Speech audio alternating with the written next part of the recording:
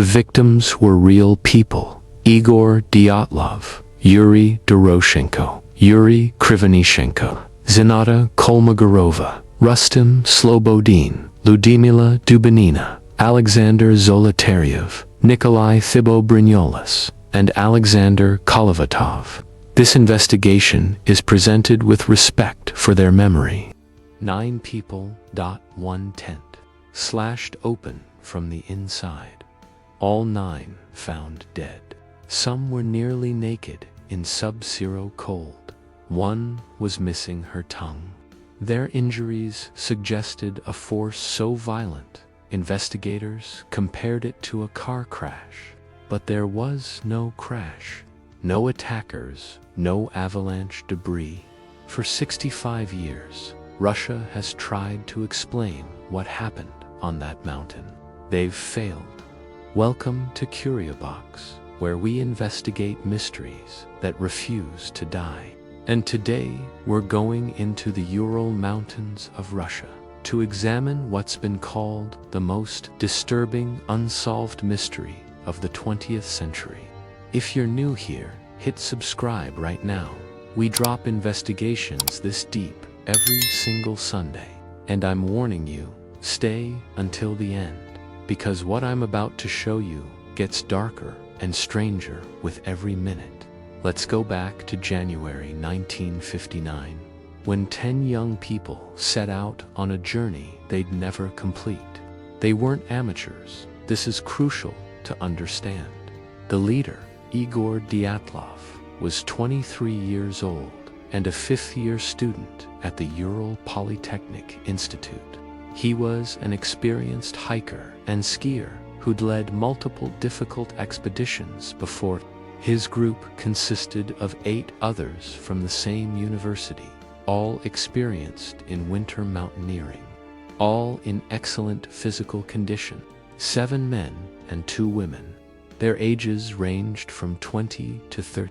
These were not reckless teenagers. These were skilled outdoor enthusiasts who knew the risks of winter in the Urals. Their plan was ambitious but achievable. They would ski to Otorten Mountain, about 200 miles north of their starting point. The route was classified as Category 3, the most difficult designation for winter expeditions in the Soviet system. But for this group, it was well within their capabilities. The journey would take about 2 weeks. They'd return by February. On January 23, 1959, they took a train to the town of Ivadel, then a truck to Vitside, the last inhabited settlement on their route. From there, they began skiing north into the wilderness. One member of the group, Yuri Yudin, fell ill early in the trek. On January 28th, he made the decision to turn back. It saved his life. He would be the only survivor, not because he escaped what happened, but because he was never there when it did. Before he left, the group posed for a photo. 9 smiling faces in the snow, full of confidence and excitement. Yudin said goodbye to his friends and started the journey back to civilization. He never saw any of them alive again. The remaining 9 continued north. We know this because they kept a diary and took photographs. The photos show them skiing through forests, setting up camps, smiling despite the brutal cold. They were making good progress. On February 1st, they reached the edge of the highland zone, approaching the base of their destination. This is where they made a decision that still puzzles researchers. Instead of camping in the forest below, which would have provided shelter and firewood, they decided to set up their tent on the open slope of a mountain the local Mansi people called Kholat Syakhl. The name, when translated, means dead mountain. That night, something happened. Something that made 9 experienced mountaineers cut their way out of their tent from the inside and flee into a blizzard in sub-zero temperatures, wearing almost nothing. But we're getting ahead of ourselves. Let me tell you how they were found, because the discovery is where this mystery truly begins. When the group didn't return by February 12th, their families weren't immediately worried. Delays were common on difficult expeditions. But by February 20th, when there was still no word, the families demanded action. A search party was organized, combining volunteers from the university with military and police search teams. On February 26th, they found the tent. What they saw made no sense. The tent was still standing, partially collapsed under snow, but intact except for one critical detail. It had been cut open from the inside. Long slashes through the canvas, made by someone inside trying to get out. Not the entrance, the side. As if they were in such panic to escape that they couldn't even take the 3 seconds to unlace the tent flap. Inside the tent, everything was still there. Supplies, food, warm clothing, boots. Their skis and ski poles were neatly arranged outside. The stove was disassembled. Everything suggested they'd been settling in for the night when something made them cut their way out and run. But run from what? The search team looked around. No signs of an attack. No animal tracks. No avalanche debris. No other people. Nothing. Just footprints leading down the slope toward the tree line, about 1.5 miles away. The footprints told a strange story. Some were barefoot, some were in socks, some wore a single boot.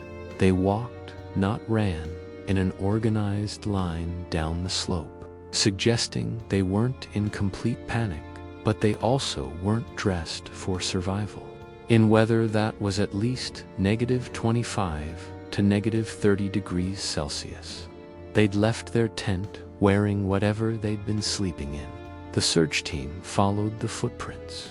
About 1 mile from the tent, at the edge of the forest, under a large cedar tree, they found the first 2 bodies, Yuri Krivonishenko and Yuri Doroshenko, both dressed only in underwear. They were lying near the remains of a small fire.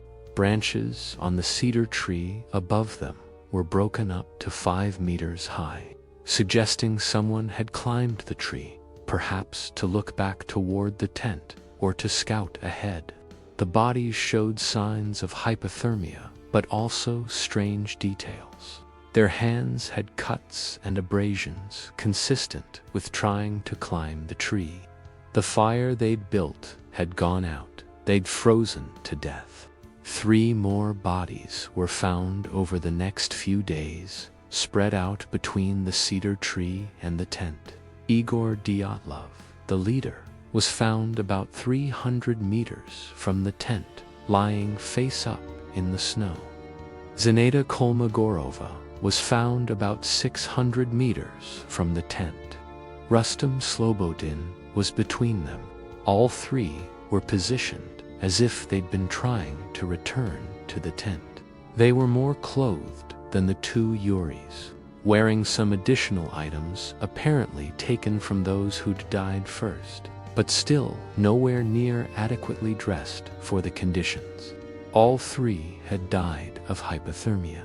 Slobodin had a small skull fracture, but it was deemed non-fatal and possibly from a fall.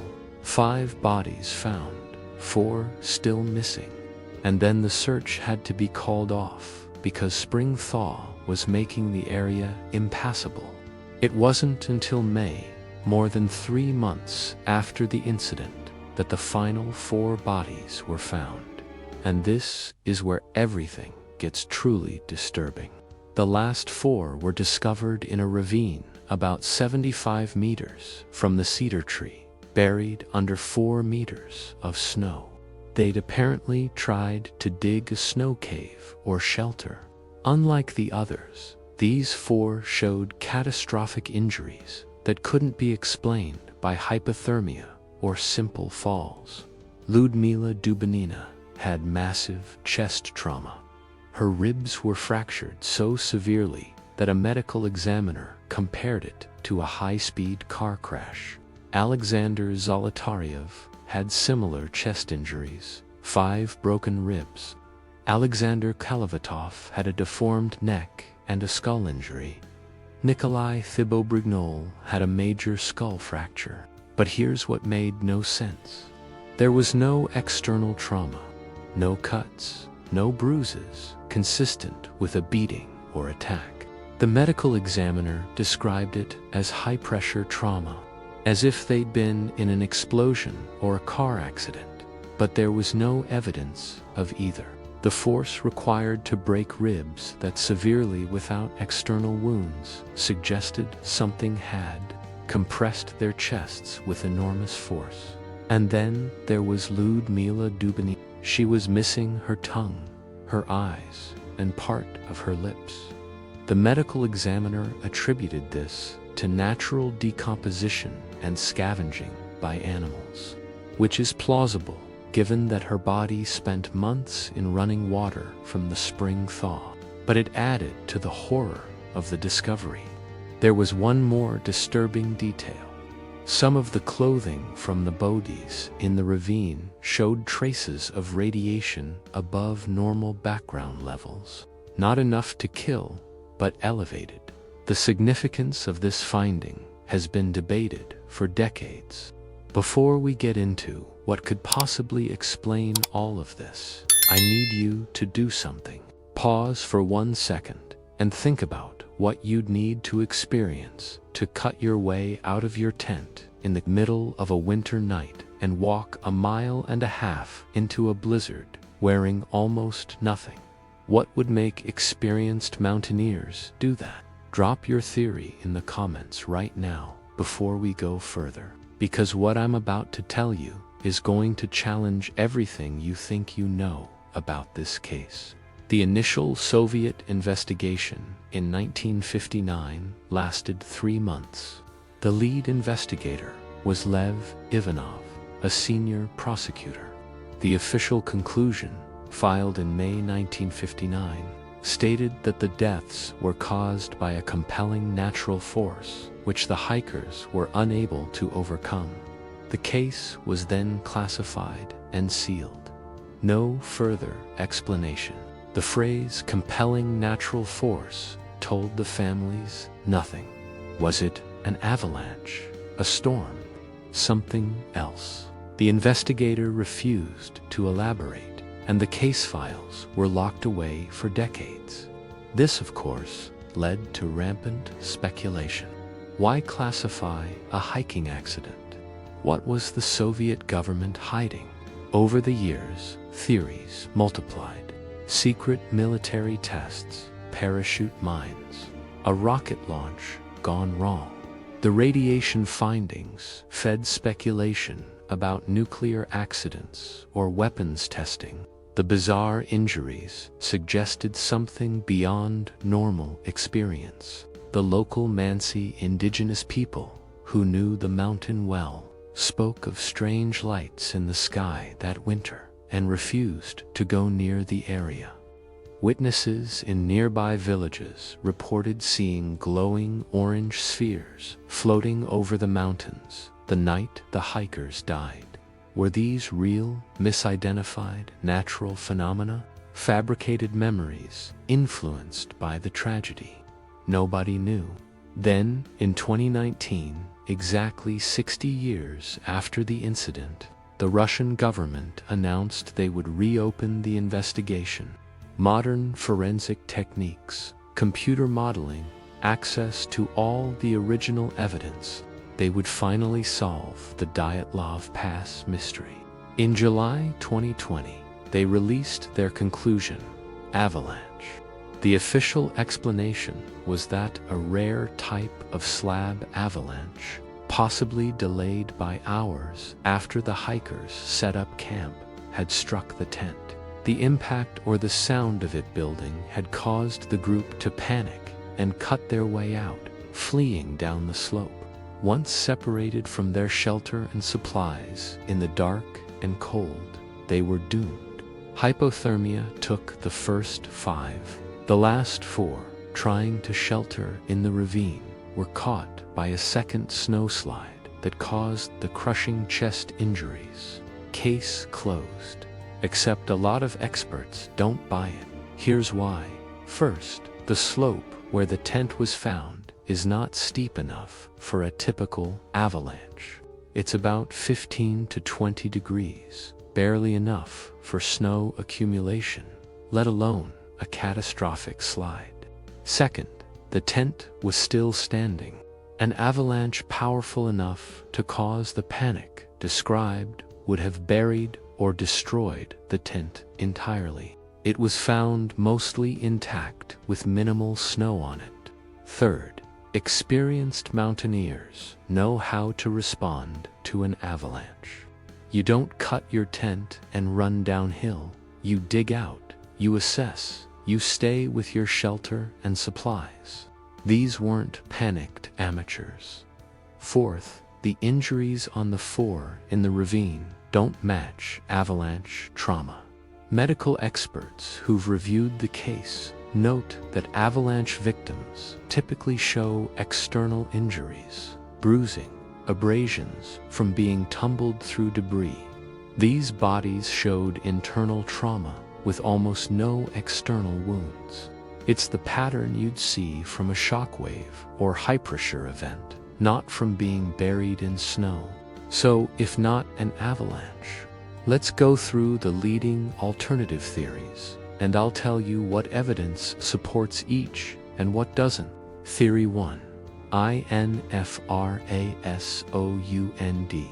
This is one of the more scientifically interesting explanations. Infrasound refers to sound waves below the range of human hearing, below 20 Hz.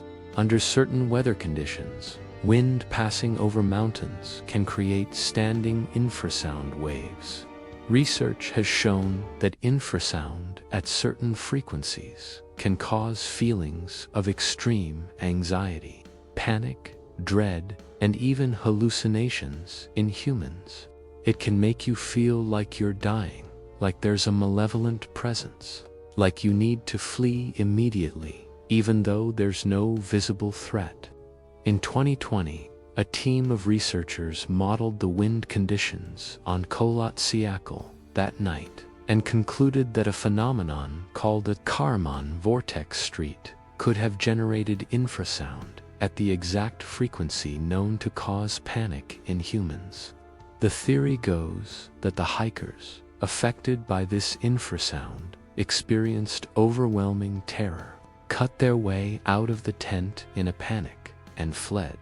Once outside, in the cold and dark, rational thinking returned. But by then, they were too far from shelter to survive. This would explain the seemingly irrational behavior, cutting the tent instead of using the door, leaving in minimal clothing, walking in an organized line once outside.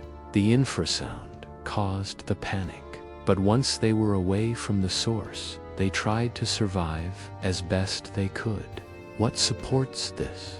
The behavior pattern fits. The lack of external threat fits. The location and weather conditions that night could have generated infrasound. What doesn't fit? It doesn't explain the severe chest injuries on the 4 in the ravine. Infrasound doesn't crush ribs. Theory 2. Paradoxical undressing and terminal burrowing.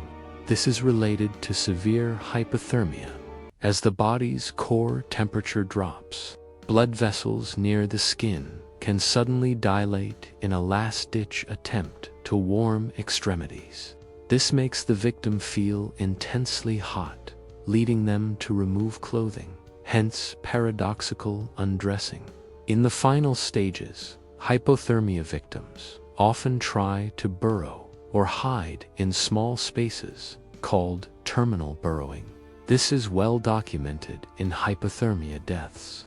This could explain why some of the hikers removed clothing and why the last 4 were in a ravine trying to create shelter. but it doesn't explain the initial panic that made them leave the tent. Hypothermia sets in after prolonged cold exposure, not instantly. Something made them leave the tent first. Theory 3. Military accident.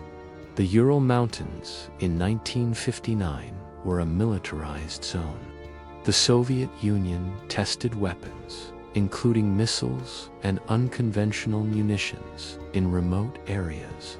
Some researchers believe the hikers accidentally witnessed or were caught in a military test. The injuries could match a shock wave from an explosion. The radiation traces on clothing could support this. The Soviet government's decision to classify the case would make sense. They wouldn't want to admit killing civilians in a weapons test. What supports this? The injuries match blast trauma. The radiation is explained. The government's secrecy is explained. The strange lights witnesses reported could have been rockets or flares. What doesn't support it?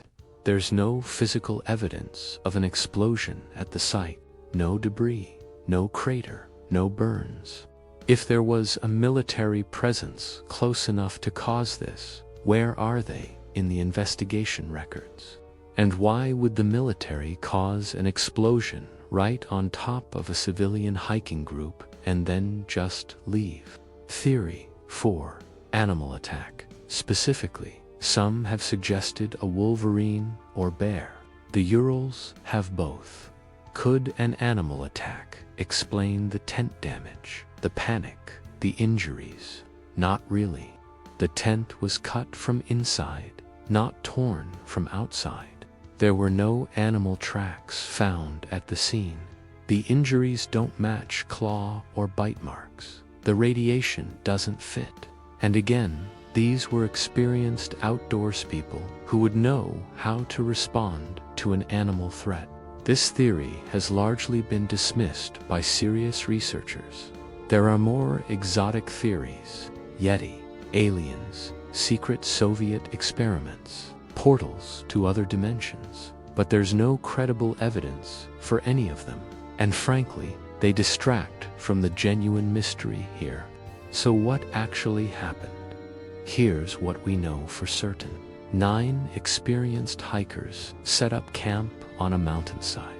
Something made them cut their way out of their tent and flee with inadequate clothing into sub-zero conditions.